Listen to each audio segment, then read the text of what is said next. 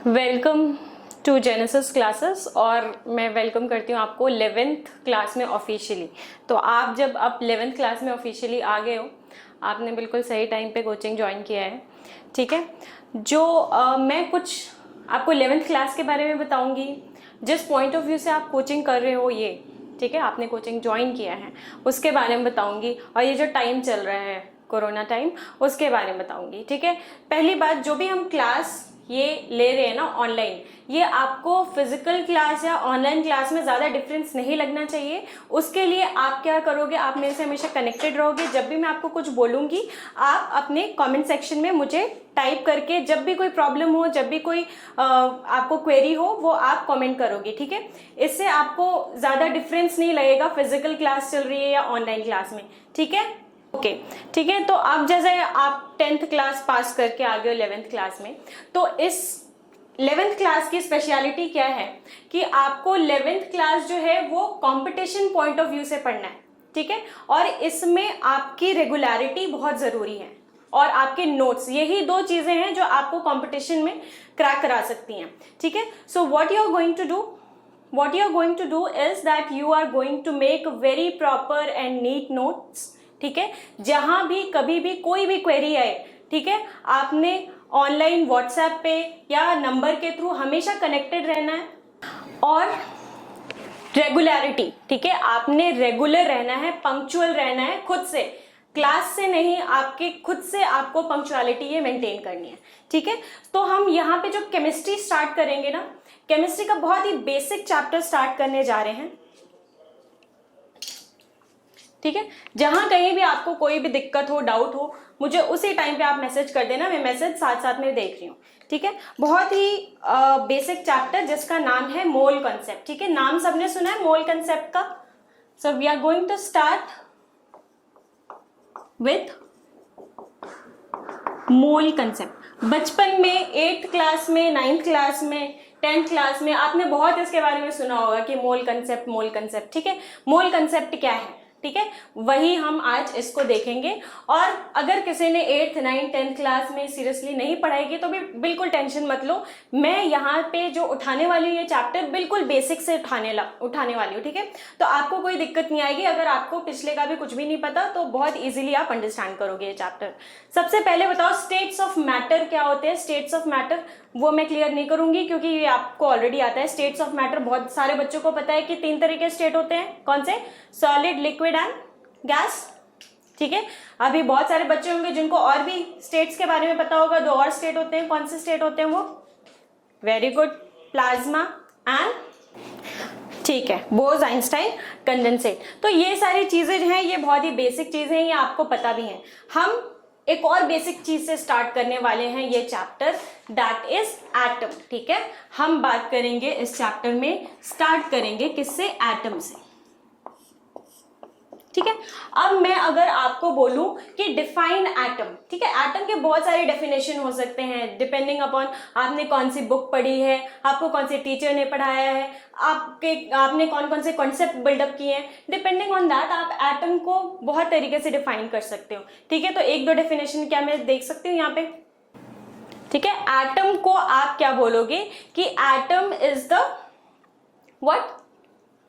It is the smallest particle of matter. ठीक है, smallest particle. ठीक है, पिंकी वेरी गुड, आपने बोला है इनडिविजिबल पार्टिकल। ठीक है, ये आपका जो डेफिनेशन है इनडिविजिबल पार्टिकल, ये आपका फिट बैठ रहा था 9th क्लास तक। ठीक है, उसके बाद आपने देखा कि इलेक्ट्रॉन्स, प्रोटॉन्स, न्यूट्रॉन्स, जिनको हम क्या बोलते हैं? सब एटॉमिक पार्टिकल्स। तो हमने ये देखा था कि एटम को हम फर्दर डिवाइड कर सकते हैं इनटू सब एटॉमिक पार्टिकल्स। ठीक है, so we can divide atom, so that is a wrong definition. तो हम क्या लिख सकते हैं कि atom is the smallest particle of matter. बिल्कुल सही बात है। ठीक है, atom is a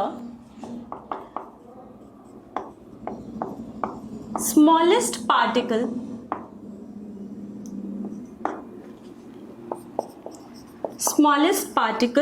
of matter। ठीक है, ये स्टेटमेंट बिल्कुल सही है, लेकिन हमारे अकॉर्डिंग, जो हम 11th क्लास में पढ़ रहे हैं उसके according it is not indivisible, तो हम वो बात यहाँ पे नहीं लिखेंगे। लेकिन क्या हम ये लिख सकते हैं कि smallest particle of matter that take parts in chemical reaction, लिख सकते हैं ना, ठीक है। तो एटम का डेफिनेशन हो जाएगा, atom is the smallest particle of matter that takes part in a chemical reaction. बात समझ में आई इतनी सबको? क्लियर है?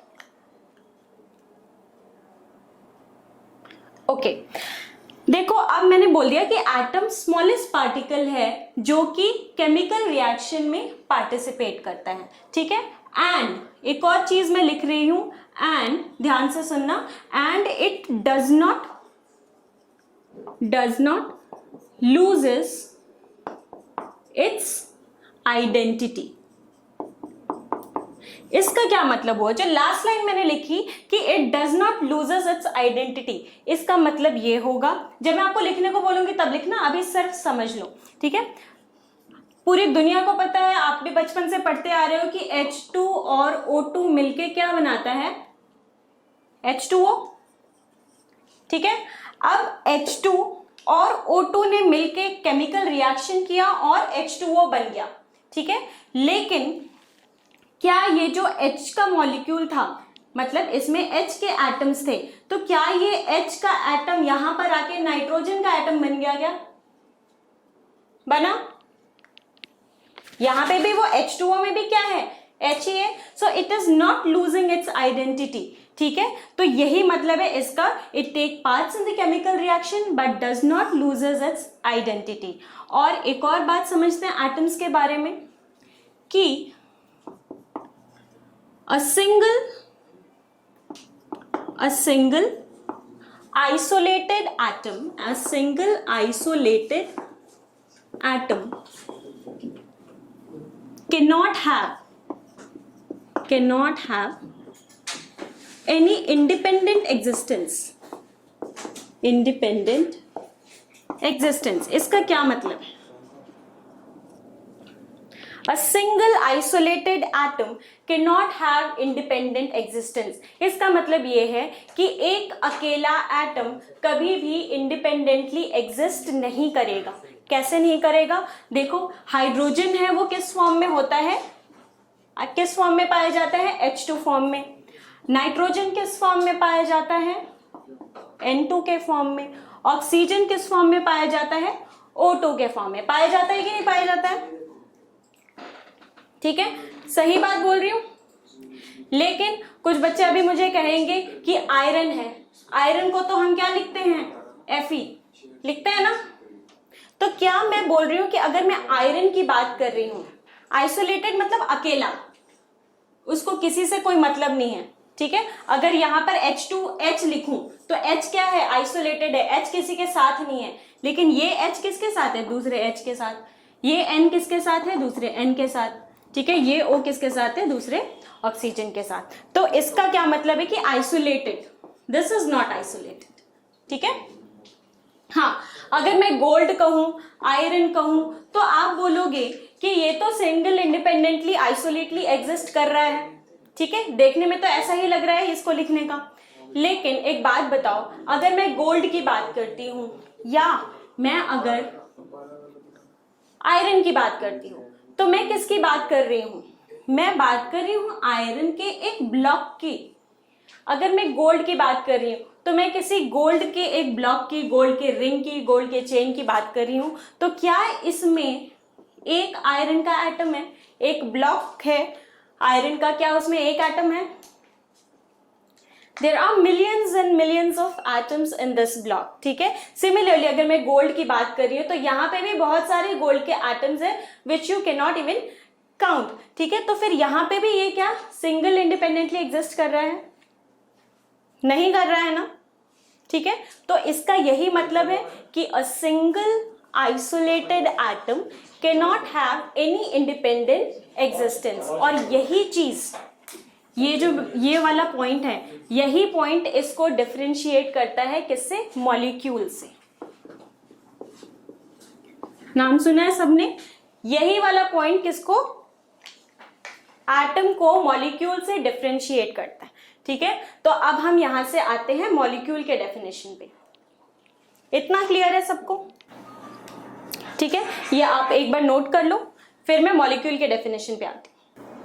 कहीं भी किसी को कोई डाउट हो तो पूछ लेना, हमें यहाँ पे कोई भी चीज रटनी नहीं है। ठीक है, हमें समझना है। मैं जितने भी डेफिनेशन लिखवा रही हूँ वो रटने के पर्पज से नहीं लिखवा रही हूँ, सिर्फ समझने के पर्पज से लिखवा रही हूँ, ताकि आप अगर नोट्स खोलो तो आपको मेरी क्लास याद आ जाए कि मैंने क्लास में ये चीजें कही थी। A single isolated atom does not have any independent existence, और यही चीज इसको and this point differentiates it from molecule। ठीक है, वो मैं अभी लिखवाऊंगी। Just let me know once you're done। इसका आपको रिकॉर्डेड लेक्चर भी मिलेगा। ठीक है, तो आप फिर से अगर आपको रिवाइज करना है या क्लास में कहीं छूट गया है तो वो आप दोबारा से कर सकते हो। Okay, so coming on two molecules. बहुत ही आराम से हमें चलना है क्लास में। ठीक है, कोई जल्दीबाजी नहीं है हमें चैप्टर कंप्लीट करने की। चैप्टर कंप्लीट करने से ज्यादा इंपॉर्टेंट है चैप्टर को समझना। ठीक है, देखो AU और Fe, मैं जब गोल्ड और आयरन की बात की थी मैंने क्या बात बोला था कि when I am talking about gold और आयरन, मैं एक ब्लॉक ऑफ आयरन की बात कर रही हूँ या फिर मैं एक गोल्ड के रिंग के बारे में बात कर रही हूँ, और उस ब्लॉक में एक एटम नहीं होता है। ठीक है, there is no one atom, there are many numbers of atom in here. ठीक है, यहाँ पे भी बहुत सारे एटम्स हैं। We are not talking about one atom, यहाँ पे एक एटम एग्जिस्ट नहीं कर रहा है। ठीक है, अगर वीडियो आपको क्लियर नहीं है ना, अभी समझ में तो आ रहा है। ठीक है, वीडियो क्लियर नहीं है तो आपको इसका रिकॉर्डेड लेक्चर भी कल तक मिल जाएगा। ठीक है, अभी सिर्फ समझ लो, मेरी वॉइस तो क्लियर होगी। ओके, सो मैंने क्या बोला था कि यही पॉइंट जो है इसको किससे डिफरेंशिएट करी है, मॉलिक्यूल से। तो मॉलिक्यूल का हम डेफिनेशन यहीं से लिख सकते हैं। क्या लिखेंगे?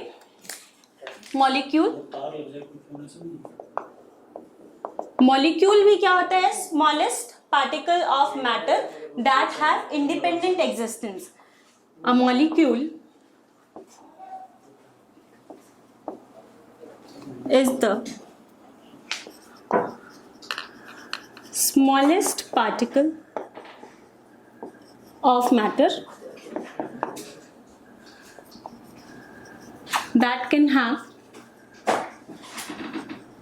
independent existence.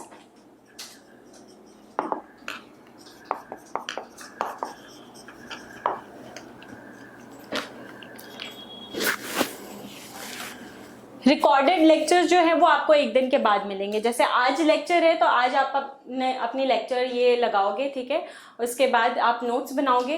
रिकॉर्डेड आपको कल तक मिलेगा। लेकिन रिकॉर्डेड मिल रहा है इसका मतलब ये नहीं है कि आप क्लास नहीं लगाओगे। जो चीज आप रिकॉर्डेड वीडियो देख के समझोगे वो चीज हम क्लास में इंटरेक्टिव क्लास रख रहे हैं। ठीक है, इसलिए क्लास लगानी ज्यादा जरूरी है। रिकॉर्डेड लेक्चर्स तो आप यूट्यूब पे जो बहुत सारे रिकॉर्डेड लेक्चर्स हैं, लेकिन जो यहाँ पे इंटरेक्शन आपको यहाँ पे मिल रहा है दैट इज इनएविटेबल। मॉलिक्यूल का डेफिनेशन समझ में आ गया? क्लियर है सबको? ओके, अब हम आगे चलते हैं। अब हम आते हैं किस पे? एटॉमिक मास पे। एक बहुत ही इंपॉर्टेंट कॉन्सेप्ट है इस चैप्टर का, एटॉमिक मास। ठीक है, एटॉमिक मास पर आते हैं। ये लिख लिया होगा सबने।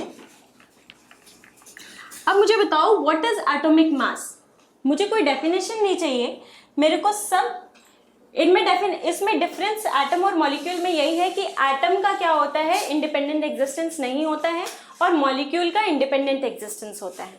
That is the only difference. ठीक है, मुझे ये बताओ कि एटॉमिक मास जब मैंने यहां पे लिखा तो आपको इससे क्या समझ में आया? मैंने हाइड्रोजन का एटॉमिक मास नहीं पूछा है। Pulkit Sharma, very good. Mass of an atom. ठीक है, मैं इसको कुछ बोल ही नहीं रही, मेरे को डेफिनेशन नहीं चाहिए, मुझे ये नहीं चाहिए कि किसका कितना एटॉमिक मास है। मैंने ये बोला एटॉमिक मास का क्या मतलब है, मास ऑफ एन एटम।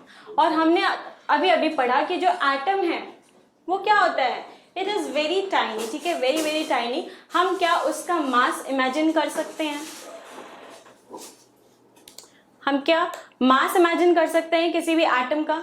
वो इतना छोटा है कि हम उसका मास इमेजिन भी नहीं कर सकते, ठीक है। आप जैसे 1 किलो आलू लेकर आते हो या फिर आप 2 किलो प्याज लेकर आते हो, तो उसका मास आप इमेजिन कर सकते हो, आप फील कर सकते हो कि कितना मास होगा। लेकिन जब हम एटम की बात कर रहे हैं तो atom is so small, so tiny कि आप उसका एटॉमिक मास जो है वो इमेजिन ही नहीं कर सकते हो, ठीक है। तो हमने क्या किया, जब ये मैं बात कर रही हूँ 1860s की बात कर रही हूँ, बहुत पुरानी बात है, 100-200 साल पहले की, जब केमिस्ट्री जो है वो रिवॉल्यूशन में था, केमिस्ट्री डेवलप हो रहा था। उस टाइम पे हमने देखा कि हमें एटम के बारे में तो हमने बात कर लिया, ठीक है, अब हमें एटम के मास के बारे में भी जानना चाहिए, ठीक है। तो जब हम एटम के मास के बारे में जानने लगे तब हमने देखा कि हम मास को तो कैसे डिफाइन कर सकते हैं, मास को तो हम डिफाइन ही नहीं कर पाते हैं, ठीक है। तो हमने क्या किया, हमने वही कॉन्सेप्ट यूज किया जो हमने फिजिक्स में यूज किया था, ठीक है।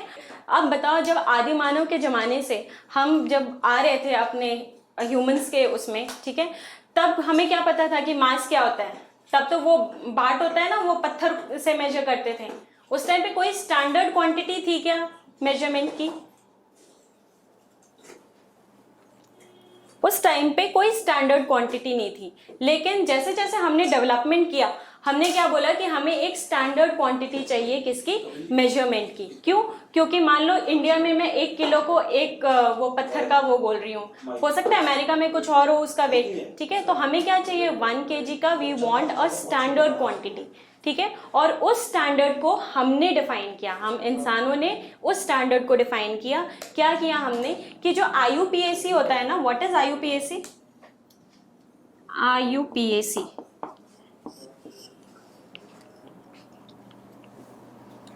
IUPAC है ना, IUPAC is international union of pure and applied chemistry. जितने भी यूनिट आप पढ़ रहे हो, डिस्टेंस के, मास के, टेम्परेचर के, ठीक है, जितने भी यूनिट्स आप देखते हो, वो IUPAC एक ऑर्गेनाइजेशन है, यही डिफाइन करती है यूनिट्स को, ठीक है। बात आ गई समझ में?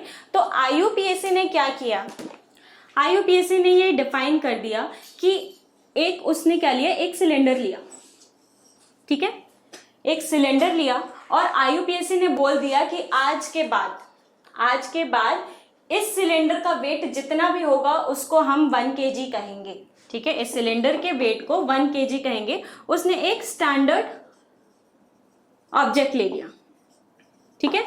अब जिस जिस कंट्री को जरूरत थी 1 kg को, वो उस कंट्री में गए, IUPAC में गए, इस सिलेंडर के वेट के बराबर कुछ अपना वेट नापा और अपने कंट्री में लेकर आ गए। अब क्या हुआ, ये क्वांटिटी क्या होगी, स्टैंडर्डाइज हो गई कि नहीं हो गई? ठीक है, अब ये क्वांटिटी क्या होगी, स्टैंडर्डाइज होगी। कैसे हुई स्टैंडर्डाइज? हमने एक स्टैंडर्ड ऑब्जेक्ट को डिफाइन कर दिया। सिमिलर पैटर्न में, सिमिलर वे में हमने केमिस्ट्री में भी क्या की, चीटिंग की। केमिस्ट्री में हमने क्या यूज किया, एक जुगाड़ यूज किया, जैसे इसने यूज किया। तो हमने क्या किया, केमिस्ट्री में हमने यहाँ पे स्टैंडर्ड ऑब्जेक्ट ले रहे थे, केमिस्ट्री में हमने क्या किया, एक स्टैंडर्ड एटम ले लिया। क्या ले लिया, एक स्टैंडर्ड एटम ले लिया। और कौन सा स्टैंडर्ड एटम लिया हमने स्टैंडर्ड एटम लिया जो कार्बन का 12 आइसोटोप होता है, वो हमने क्या किया, एक स्टैंडर्ड एटम ले लिया। ठीक है, आई बात समझ में? मैं दोनों तरफ से फिजिक्स और केमिस्ट्री को रिलेट करते चल रही हूँ ताकि आप लोग को, मैं एक कहानी सुना रही हूँ, कहानी की तरह सुनना है इसको, ठीक है। जितना समझ में आए समझ में आए, जो नहीं समझ में आए, आपको क्या चीज याद करनी है, कहाँ याद करनी है, मैं बताऊंगी, ठीक है। तो ये जो पूरी कहानी है, इसको एक कहानी की तरह सुनो। अब देखो, फिर से वापस फिजिक्स में आते हैं। हमने डिफाइन किया ये सिलेंडर के वेट को 1 kg कर दिया था।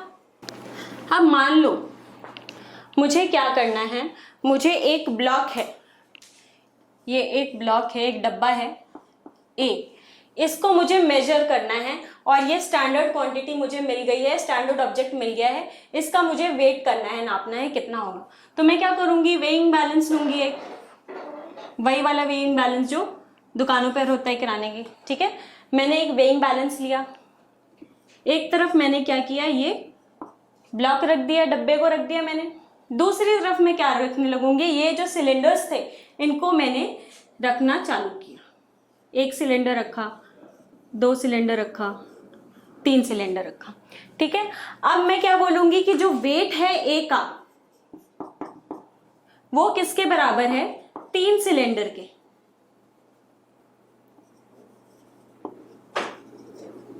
ठीक है, weight of A is equals to 3 cylinder. समझ में आई इतनी बात? अब मैंने क्या किया, मुझे एक मान लो हाथी है, उसका वेट करना है कि इसका वेट कितना होगा। तो मैं क्या करूंगी, एक हाथी को यहां पे रख दूंगी। हाथी को मैंने यहां रख दिया, यहाँ पे बिठा दिया हाथी को। और मैंने क्या किया, दूसरे साइड में मैं सिलेंडर्स रखना चालू किए और मैंने ऐसे ऐसे 50 सिलेंडर रखे, तब जाके ये बैलेंस हुआ। तो हाथी का वेट कितना हो गया बताओ? ऐसे ऐसे मैंने 50 सिलेंडर रखे, तो हाथी का वेट कितना हो गया? What is the weight of हाथी? हाथी का वेट हो गया 50 सिलेंडर। ठीक है, अब देखो ये सिलेंडर मुझे बार बार लिखना पड़ रहा है, तो मैंने क्या किया, सिलेंडर को मैंने एक यूनिट डिफाइन कर दिया, क्या, 1 kg। तो जब मैंने एक सिलेंडर को 1 kg बोल दिया, तो ये 3 सिलेंडर को मैं 3 kg बोल सकती हूँ, और 50 सिलेंडर को मैं क्या बोल सकती हूँ, 50 kg। ठीक है, मैंने इसको एक यूनिट बना दिया। ठीक है, मैंने सिलेंडर के वेट को यूनिट बना दिया फिजिक्स में।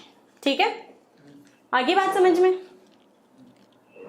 अब केमिस्ट्री में क्या हुआ देखो, केमिस्ट्री में मैंने एक स्टैंडर्ड एटम लिया, ठीक है, और मैंने क्या किया, जो स्टैंडर्ड एटम था, मैंने जैसे इसमें मैंने सिलेंडर को 1 kg बोला, वैसे ही मैंने स्टैंडर्ड एटम मैंने क्या बोला कि जो वेट होगा, एटम का वेट होगा, वो होगा 1/12 into mass of 1 carbon 12 atom. और मैंने ये एक क्वांटिटी बता दी, जैसे मैंने उसमें 1 kg बताया था, यहां पे मैंने बोला कि 1/12 into mass of 1 carbon 12 atom. बात समझ में आई इतनी? और इसी को मैंने क्या बोल दिया, ये सिर्फ एक क्वांटिटी है दीपक, ये सिर्फ एक क्वांटिटी है। जैसे मैंने 1 kg यहाँ पे बोला, यहाँ पे मैं 2 kg भी बोल सकती थी, 5 kg भी बोल सकती थी, लेकिन IUPAC ने इसको क्या बोला, 1 kg। वैसे ही IUPAC ने ये भी डिफाइन किया है कि 1/12 into mass of 1 carbon 12 atom. ये चीज आपको याद रखनी है कि 1/12 into mass of 1 carbon 12 atom किसके बराबर बोल दिया IUPAC ने, 1 AMU। AMU का क्या मतलब होता है, एटॉमिक मास यूनिट। आगे बात समझ में? ये चीज मैंने नहीं डिसाइड की, आपने नहीं डिसाइड की, या हमारे मम्मी पापा ने डिसाइड नहीं किए, ये किसने डिसाइड किया है, IUPAC ने डिसाइड किया है। क्या कि एक सिलेंडर का वेट होगा 1 kg और एक एटॉमिक मास यूनिट का वेट होगा 1/12 into mass of 1 carbon 12 atom. मतलब एक कार्बन 12 एटम का जितना भी मास होगा उसका 1/12 कर देंगे तो आ जाएगा 1 AMU। ठीक है, बताओ 1 AMU क्या होगा, यही चीज याद करनी है हमें। 1 AMU is equals to 1/12 into mass of 1 carbon 12 atom. एक कार्बन 12 एटम का जितना भी मास होगा उसका 1/12 ही होगा क्या, 1 AMU, that is atomic mass unit. आगे इतनी बात समझ में? आपने सिर्फ ये चीज लिखना है और स्टैंडर्ड एटम क्या लिखा है, ये जो 2 डब्बे में मैंने बनाया ना वही चीज लिखनी है, बाकी सब कहानी था। ठीक है, कहानी अपने दिमाग में रखो, नोटबुक में ये दोनों चीजें रखो। देखो अभी तक हमने क्या पढ़ा, जो काम की चीज थी वो अभी तक यही थी कि हमने डिफाइन कर दिया क्या, एटॉमिक मास यूनिट। हमने क्या डिफाइन कर दिया, थैंक यू पुलकित, हमने क्या डिफाइन किया, एटॉमिक मास यूनिट। 1 AMU को हमने क्या किया, डिफाइन कर दिया। IUPAC का फुल फॉर्म है international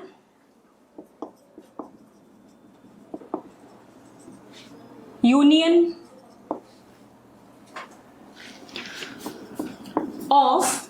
pure and applied chemistry.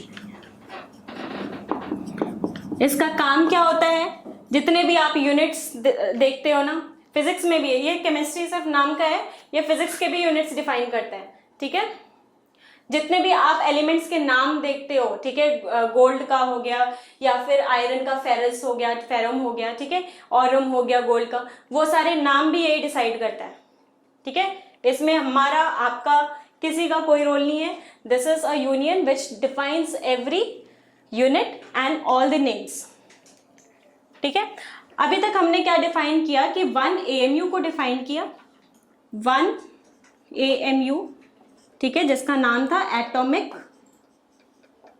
Mass unit, और ये क्या होता था 1/12 into mass of 1 carbon 12 atom. जो कार्बन का 12th आइसोटोप था उसके मास का 1/12 पार्ट ही क्या होगा, 1 AMU के बराबर होगा, ठीक है। अब साइंटिस्ट तो तुमको पता है, साइंटिस्ट को कीड़ा होता है वो रुकते नहीं है, ठीक है। अब उन्होंने ये डिफाइन कर दिया, तो अब अलग अलग एलिमेंट्स के क्या किए, उन्होंने मास को कंपेयर करना शुरू किया, ठीक है। अलग अलग एलिमेंट्स के अलग अलग एक्सपेरिमेंट्स करके मासेस को कंपेयर करना, दो C12 एंड C14। कार्बन के 2 आइसोटोप होते हैं, C12 एंड C14। अब जब साइंटिस्ट ने ये चीज डिफाइन कर दी, अब उन्होंने क्या किया, अलग अलग एलिमेंट्स जो थे उस टाइम पे नोन, उस टाइम पे सारे एलिमेंट्स नोन नहीं थे, धीरे धीरे अब एलिमेंट्स बने, डिस्कवर हुए हैं, ठीक है। उस टाइम पे अब जितने भी एलिमेंट्स नोन थे उनके मास को AMU से कंपेयर करना शुरू किया। तो जब कंपेयर करना शुरू किया,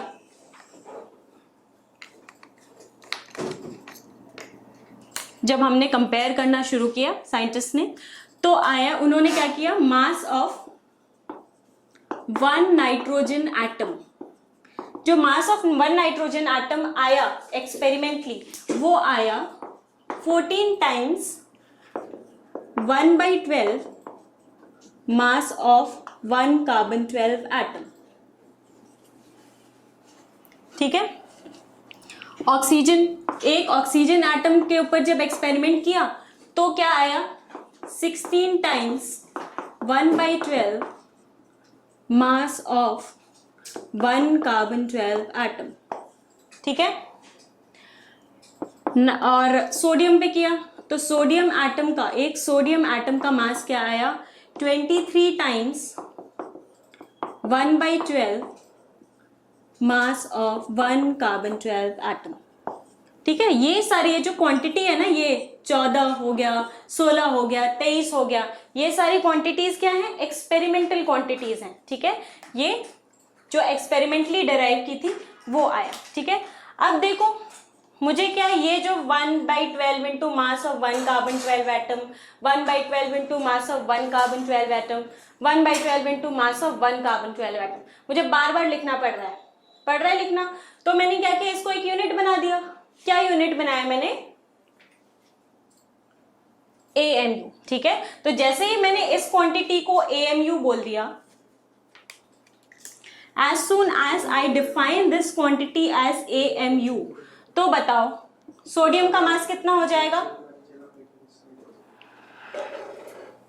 जैसे ही मैंने इस क्वांटिटी को AMU डिफाइन किया, सोडियम का मास हो गया 23 AMU। लक्ष्य, वेरी गुड, ठीक है। ऑक्सीजन का मास कितना हो गया, अंशी, गुड, ठीक है। महक, वेरी गुड। ऑक्सीजन का क्या हो गया मास, 16 AMU। निखिल, बिल्कुल सही जवाब, ठीक है। नाइट्रोजन एटम का क्या मास हो गया, 14 AMU। कृति, वेरी गुड, ठीक है। अब हमने क्या किया, सिंप्लीफाई कर दिया, हमने एक यूनिट के टर्म्स में हमने क्या किया, इन सबके मास डिफाइन कर दिया। जैसे वहां पे हम सिलेंडर बार बार लिख रहे थे तो हमने सिलेंडर को 1 kg बोल दिया, यहाँ मैं ये चीज बार बार लिख रही थी तो इसको मैंने AMU बोल दिया, ठीक है। इतनी बात समझ में आई। अभी AMU और U में जो डिफरेंस है वहां पर भी आएंगे, ठीक है। अभी AMU पे ही रहो, ठीक है। जो पिछले जन्म का जो भी पढ़ा लिखा है आपने वो भूल जाओ, जो यहाँ पे मैं सब बेसिक से ही पढ़ा रही हूँ, ठीक है। यहाँ पे जो पढ़ रहे हो बस उतना याद रखो, मैं यू पर आऊंगी अभी। इतना क्लियर है सबको? अब देखो मैंने क्या बोल दिया, मास ऑफ नाइट्रोजन एटम हो गया 14 AMU, ऑक्सीजन एटम का मास हो गया 16 AMU और सोडियम एटम का मास हो गया 23 AMU, ठीक है। अब देखो ये जो मैं बात कर रही हूँ मैं बहुत पुरानी बात कर रही हूँ, बहुत पुरानी मतलब 1860s की बात कर रही हूँ, जब इतने सोफिस्टिकेटेड टेक्निक्स नहीं आए थे आपके साइंस एंड टेक्नोलॉजी में कि आप छोटे छोटे जो पार्टिकल्स होते हैं उनका मास मेजर कर सको, ठीक है। इसीलिए हमने ये जुगाड़ अपनाया, ठीक है। अब देखो जब हमारे जब सोफिस्टिकेटेड टेक्निक्स आने लगे, जब बहुत सारे एडवांस डिवाइसेस डेवलप हो गए, तब एक डिवाइस आया जिसका नाम है, अगेन मैं कहानी बता रही हूँ, कहानी सुनो। जब साइंस एंड टेक्नोलॉजी ने थोड़ा एडवांसमेंट किया तब एक डिवाइस आया, मास स्पेक्ट्रोमीटर, ठीक है। ये एक डिवाइस का नाम है और इस डिवाइस से हम क्या कर सकते हैं, जितने छोटे छोटे पार्टिकल्स होते हैं ना, छोटे से छोटा पार्टिकल का हम मास पता कर सकते हैं। तो ये डिवाइस तो बहुत ही अच्छी डिवाइस हुई, किन के लिए? वो साइंटिस्ट के लिए जो हवा में चल रहे थे अभी तक, जिनको मास ऑफ कार्बन 12 एटम पता ही नहीं था, ठीक है। उनके लिए क्या हुई, ये बहुत अच्छी डिवाइस हो गई। तो जैसे ही ये डिवाइस आई मार्केट में, उन्होंने सबसे पहले बताओ किसका मास मेजर किया होगा?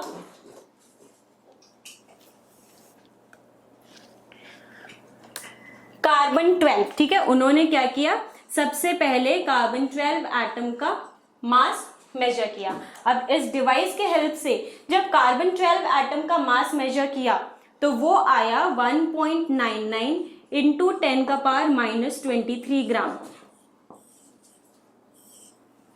ये इस डिवाइस का जो एक्सपेरिमेंट था उसका रिजल्ट आया कि जो कार्बन 12 एटम का मास आया वो आया 1.99 इंटू 10 का पावर -23 ग्राम।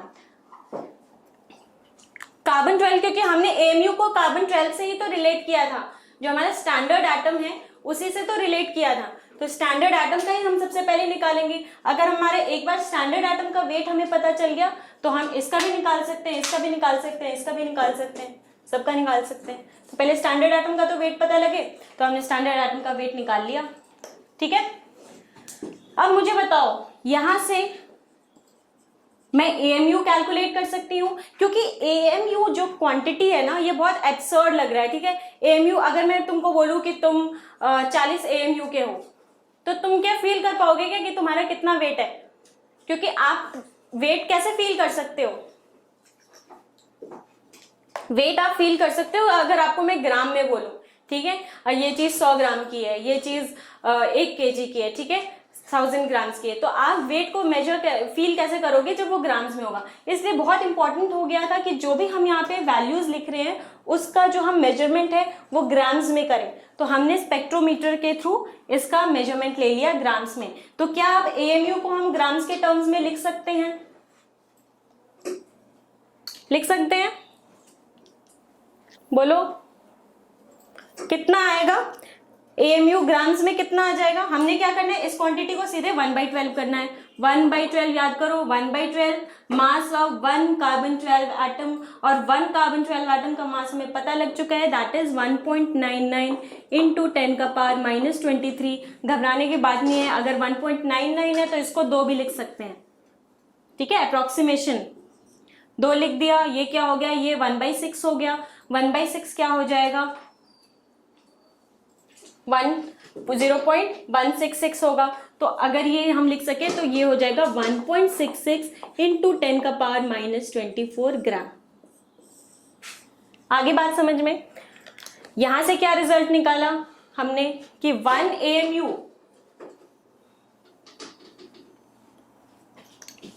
यहां से हमने ये रिजल्ट निकाला कि 1 AMU किसके बराबर है, 1.66 इंटू 10 का पावर -24 ग्राम। ये मैंने डब्बे में डाल दिया। अब मेरा AMU क्या आ गया, ग्राम्स में आ गया। अब हमने क्या किया, अब मैं जो है जितने भी एटम्स का वेट है उसको ग्राम में निकाल सकती हूँ। क्या मैं मास ऑफ 1 नाइट्रोजन एटम को ग्राम्स में निकाल सकती हूँ? बताओ मुझे कैलकुलेट करके नहीं बताना, मुझे बस बता दो करना क्या होगा। अगर मुझे नाइट्रोजन आटम का वेट को ग्राम्स में निकालना है तो मैं क्या करूंगी, सिंपली 14 AMU, तो AMU किसके बराबर है, इतने के बराबर, तो 14 इंटू इतना, ठीक है। ऑक्सीजन आटम क्या हो जाएगा, 16 इंटू इतना, सोडियम आटम हो जाएगा 23 इंटू इतना। समझ में आ गई बात। अब मैं क्या कर सकती हूँ, स्पेक्ट्रोमीटर की वजह से जिसका भी मास AMU में मैंने निकाला था उसको मैं अब सीधे से सीधे क्या कर सकती हूँ, ग्राम्स में निकाल सकती हूँ। ठीक है, क्लियर है बात सबको।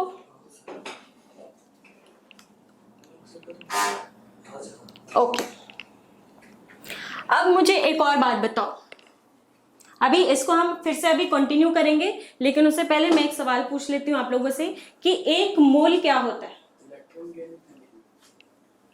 व्हाट इज वन मोल, नाम तो सुना ही होगा।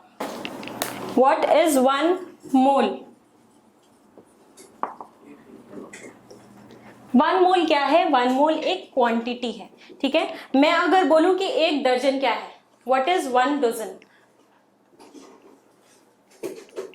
ठीक है। बहुत सारे बच्चों को पता है कि Na पार्टिकल्स, वेरी गुड, बहुत सारे बच्चों को पता है, ठीक है। जिनको नहीं पता, अगर मैं बोलूं कि वन डजन क्या है, वन डजन मतलब 12, ठीक है। एक मैं बोलूं एक कपल क्या होता है, कपल तो पता ही होगा, कपल क्या होता है, what is a couple, very good, ठीक है। लक्ष्य ने सबसे पहले जवाब दिया, करण लड़के जल्दी जवाब दे रहे हैं इसमें, डजन का किसी ने जवाब नहीं दिया था, पेयर, ठीक है। देखो देवांशी ने पेयर बोला है, ठीक है।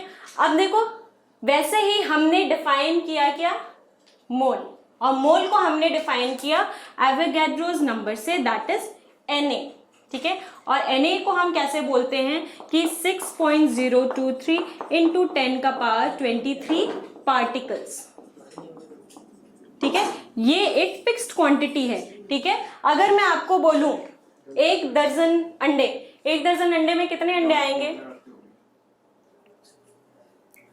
12 अंडे आएंगे। अगर मैं बोलूं कि एक मोल अंडे, एक मोल कितने अंडे होंगे, इतने सारे अंडे, ठीक है।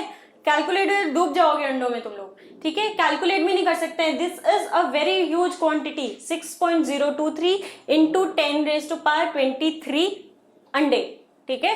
तो ये क्या हो गया आपका, एक क्वांटिटी है, फिक्स्ड क्वांटिटी है, 1 मोल, ठीक है।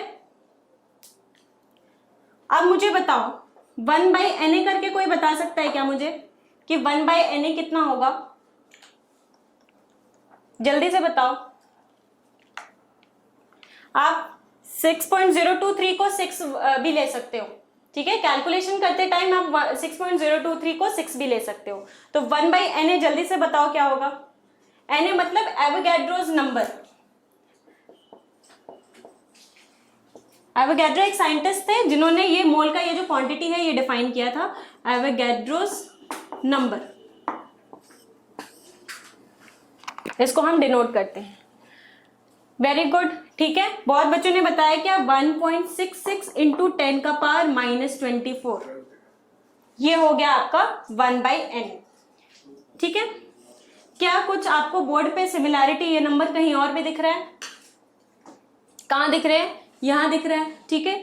तो अब मैं क्या करती हूं कि 1 AMU को क्या बोल सकती हूं, 1/Na ग्राम बोल सकती हूं। किसी को कोई दिक्कत तकलीफ, अगर मैं इसको 1/Na ग्राम में, ठीक है, ये ग्राम मत भूलना, मैंने AMU को ग्राम में कन्वर्ट कर दिया है और 1/Na होगा, और इसी को मैं लिख सकती हूँ 1.66 इंटू 10 का पावर -24 ग्राम। फिर से ये डब्बे वाली बात जो है वो क्या है हमारी, इंपॉर्टेंट है, इसको भी नोट कर लो। तो अब मुझे कोई बोले कि मास ऑफ 1 नाइट्रोजन आटम, एक नाइट्रोजन आटम का मास मुझे पता करना है, तो या तो आप 14 को ये वाली क्वांटिटी से क्या करो, मल्टीप्लाई कर दो, या फिर क्या करो Na से डिवाइड कर दोगे, बात एक ही है, ठीक है। इसको भी क्या करोगे, या तो 16 को ये क्वांटिटी से मल्टीप्लाई कर दोगे या Na से डिवाइड कर दोगे। ये क्या था, सोडियम था, सोडियम को या तो 23 को ये वाली क्वांटिटी से मल्टीप्लाई कर दोगे या फिर Na से डिवाइड कर देंगे, आपका मास किस में आ जाएगा, ग्राम्स में। कभी भी AMU को ग्राम्स में कन्वर्ट करने के लिए आप क्या करोगे, Na से डिवाइड कर दोगे या फिर ये जो क्वांटिटी है इससे मल्टीप्लाई कर दोगे। ठीक है, अगर किसी को हिंदी में भी नीचे लिखना है ना तो नोट्स आप हिंदी में भी बना सकते हो, नोट्स आपके खुद के हैं। ठीक है, आप नोट्स सिर्फ ऐसा बनाओ कि आपको समझ में आए।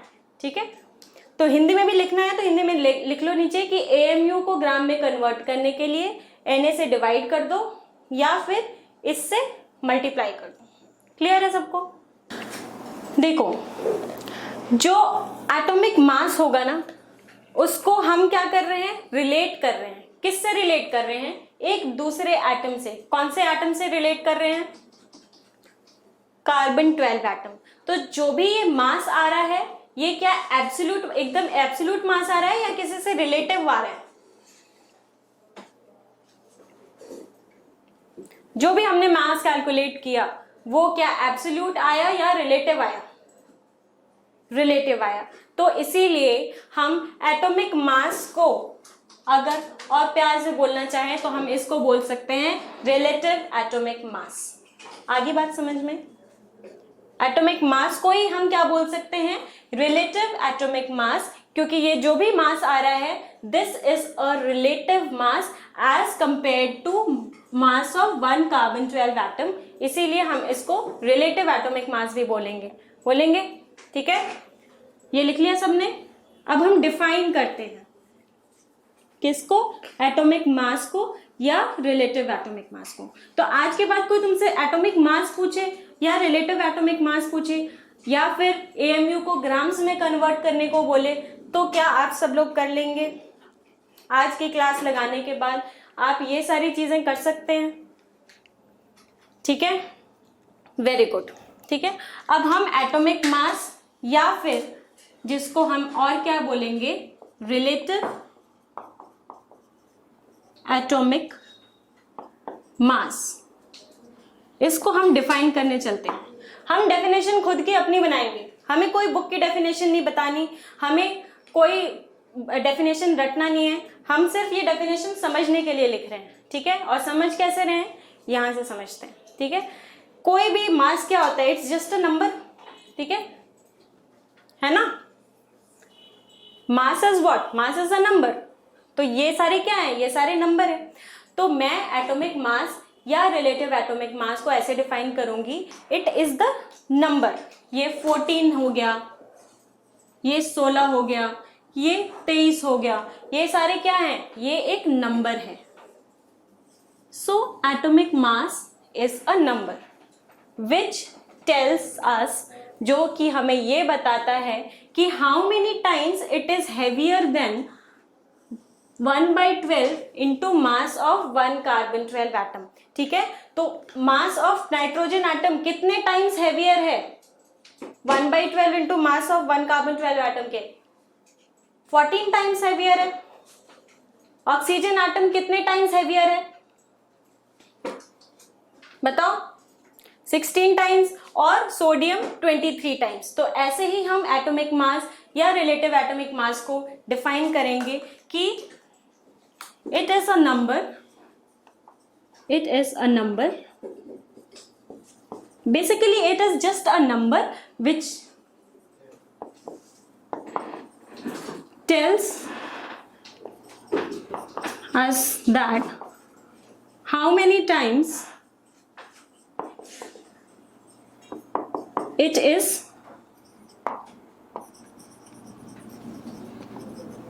which tells us that how many times an atom is heavier than what, जो कि हमने क्वांटिटी डिफाइन की थी क्या, heavier than 1/12 mass of one carbon 12 atom। आगे बात समझ में सबको? It is a number. क्या है एटॉमिक मास या रिलेटिव एटॉमिक मास? क्या है, एक नंबर है जो कि हमें क्या बताता है कि वो जो एटम है जिसकी हम बात कर रहे हैं वो इस क्वांटिटी से कितना टाइम्स हैवियर है। ठीक है, अब देखो, अब 2-3 मैं चीजें बता दूं। जब भी कभी भी आपको एक एटम का मास पूछे तो आप उसमें यूनिट कौन सा यूज करोगे, AMU। ठीक है, जब भी कभी भी एक एटम का आपको मास पूछे आपने AMU यूनिट ही यूज करनी है। ओके, अब देखो एटॉमिक मास तो हमें पता चल गया, अब मैं एक और मास की यूनिट बताने जा रही हूं, दैट इज मोलर मास। ये लिख लिया ना सबने। अब एक और चीज मैं बताने जा रही हूं, मोलर मास। क्या बोला मैंने, मोलर मास। ठीक है, मुझे आपको ने बताया था कि एक मोल का क्या मतलब होता है, एवोगैड्रो नंबर। ठीक है, Na। तो मोलर मास क्या हो जाएगा, किसी भी 1 मोल एटम का मास ग्राम्स में हम क्या बोलेंगे, molar mass. Average atomic mass और रिलेटिव एटॉमिक मास अलग अलग हैं। ठीक है, अभी रिलेटिव एटॉमिक मास क्लियर है ना, अभी जो चीज मैं पढ़ा रही हूं उसमें डाउट हो तो बताओ। ठीक है, वो सारे एवरेज एटॉमिक मास अभी आएगा, बहुत दूर है वो। ठीक है, molar mass as the name is suggesting कि ये क्या होगा, 1 मोल एटम का मास होगा। बात समझ में आई, 1 मोल एटम का मास किस में, ग्राम्स में। तो इसका क्या डेफिनेशन हो जाएगा, mass of 1 mole of atom in grams is called as molar mass. ठीक है, ये बात समझ में आ गई आपको कि 1 मोल एटम का मास किस में, ग्राम्स में। ये जो दोनों चीजें मैंने अंडरलाइन की हैं वो आप भी अंडरलाइन कर लें। ठीक है, अगर मैं बोलूं, अगर मैं आपसे पूछती हूं कि what is molar mass of, molar mass of oxygen atom, molar mass of oxygen atom. तो molar mass of oxygen atom को क्या मैं लिख सकती हूं कि mass of 1 mole oxygen atom. किसी को कोई प्रॉब्लम है इसमें, करण वत्स, अभी हम आ रहे हैं वहां पे। ठीक है, मैंने क्या बोला था, इन ग्राम्स, आपने सिर्फ 16 लिखा है। आपको अगर सही लिखना है क्या लिखोगे आप, 16 ग्राम। ठीक है, क्योंकि मोलर मास हमेशा ग्राम्स में होगा। मास ऑफ 1 मोल ऑक्सीजन एटम लिख सकते हैं, molar mass of oxygen atom को लिख सकते हैं कि नहीं। ठीक है, तो क्या मैं इसको और अगर अच्छे से लिखना चाहूं तो क्या मैं लिख सकती हूं कि मास ऑफ 1 ऑक्सीजन एटम, और 1 मोल का क्या मतलब होता है, Na इंटू Na। लिख सकती हूं, किसी को कोई दिक्कत है इस बात में। ठीक है, मैं लिख सकती हूँ मास of 1 oxygen atom into Na, क्योंकि हम किसकी बात कर रहे हैं, मोलर मास की। मास ऑफ 1 ऑक्सीजन एटम सबको पता है कितना होता है, मास ऑफ 1 ऑक्सीजन एटम अभी बोर्ड पे भी लिखा हुआ है, मैंने मिटाया नहीं है इसीलिए 16। हाँ, AMU, Nikhil Jindal, very good. नहीं, हम जब भी 1 एटम की बात करेंगे, मैंने अभी आपको लिखवाया था कि जब भी आप एक एटम की बात करोगे आपने यूनिट कौन सी यूज करनी है, AMU। यूनिट का बहुत ध्यान रखना है। ठीक है, तो मास of 1 oxygen atom is not 16, it is 16 AMU into Na। लिख सकते हैं, सही है। ठीक है, अब मैं AMU को क्या लिख सकती हूं, AMU को मैं लिख सकती हूं 1/Na ग्राम। तो 16 इंटू AMU को क्या लिख सकते हैं, 1/Na ग्राम। ठीक है, यहां से तो 1/Na ग्राम इंटू Na। यहां तक किसी को दिक्कत, Na से Na कट जाएगा, कितना आ जाएगा मास आपका, 16 ग्राम। आई बात समझ में, ये जो भी मैंने कहानी लिखी वो समझ में आ रही है सबको। एक बार मैं फिर से बोल देती हूं कि मोलर मास ऑफ ऑक्सीजन, मैं किसी का भी एग्जांपल ले सकती थी, यहाँ पे मैंने ऑक्सीजन एटम को लिया है। Molar mass of oxygen atom का मतलब क्या है कि मास ऑफ 1 ऑक्सीजन एटम। ठीक है, मास ऑफ 1 ऑक्सीजन एटम को क्या लिख सकते हैं कि mass of 1 oxygen atom into Na। ठीक है, 1 मोल 16 AMU होता है आपका 1 ऑक्सीजन एटम का मास इंटू Na। एएमयू को आपने देखा है कि ग्राम्स में कैसे कन्वर्ट करते हैं। हमने ग्राम्स में क्यों कन्वर्ट किया, क्योंकि डेफिनेशन हमें क्या बोल रहा है कि mass of 1 mole of oxygen atom in grams. तो हमने क्या किया, molar mass of oxygen atoms किसके टर्म्स में निकाल लिया, ग्राम्स के टर्म्स में निकाल लिया। ठीक है, ये नोट कर लो पहले। अब बस हम एक और कॉन्सेप्ट इसी का रिजल्ट हम एक बार देख लेते हैं। देखो, जब मैंने ऑक्सीजन एटम की बात की तो एक बार मैंने क्या बोला, ऑक्सीजन एटम का मास 16 AMU, और एक बार मैंने क्या बोला, ऑक्सीजन एटम का मास 16 ग्राम्स। बोला कि नहीं बोला? ठीक है, तो 16 AMU मैंने क्या बोला था, जब भी हम एक एटम की बात करेंगे, दोनों में डिफरेंस समझो, बहुत जरूरी है। दोनों में डिफरेंस क्या है कि जब मैं एक ऑक्सीजन एटम की बात करूंगी तो ऑक्सीजन एटम का मास कितना हो जाएगा, 16 AMU। तो when I am talking about mass of one oxygen atom, mass of one oxygen atom, तो मैं किस में यूज करूंगी, 16 AMU में। ठीक है, लेकिन अगर मैं मोलर मास ऑफ ऑक्सीजन की बात कर रही हूं, molar mass of oxygen atom, ठीक है, या फिर मैं बात कर रही हूं मास ऑफ 1 मोल ऑफ ऑक्सीजन, ठीक है, तो मैं क्या बोलूंगी कि ये किस में होगा, हमेशा 16 ग्राम। हमने क्या किया, AMU की जगह क्या लिख दिया, ग्राम्स में। क्यों, क्योंकि 1 AMU क्या होता है, 1/Na ग्राम इंटू Na, तो ये 16 ग्राम हो गया। तो हम कर क्या रहे हैं, सिंपली हम AMU को की जगह ग्राम लिख दे रहे हैं, लेकिन क्यों लिख रहे हैं उसका रीजन ये है। ठीक है, अब ये देखो, ये क्या है, ये किसका मास है, एटम का मास है, किस में है, ग्राम्स में है। इसीलिए हम molar mass of oxygen atom को भी हम एक और बात बोल सकते हैं, क्या, ग्राम एटॉमिक मास। ठीक है, GAM।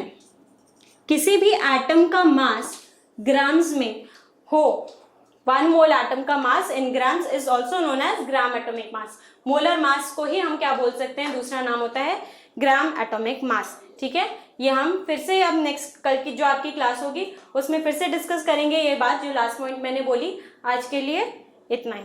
ठीक है, किसी को कोई भी डाउट हो, पर्सनल व्हाट्सएप मैसेजेस पे आप मेरे से डाउट पूछ सकते हैं या ग्रुप पे भी पूछ सकते हैं। Thank you.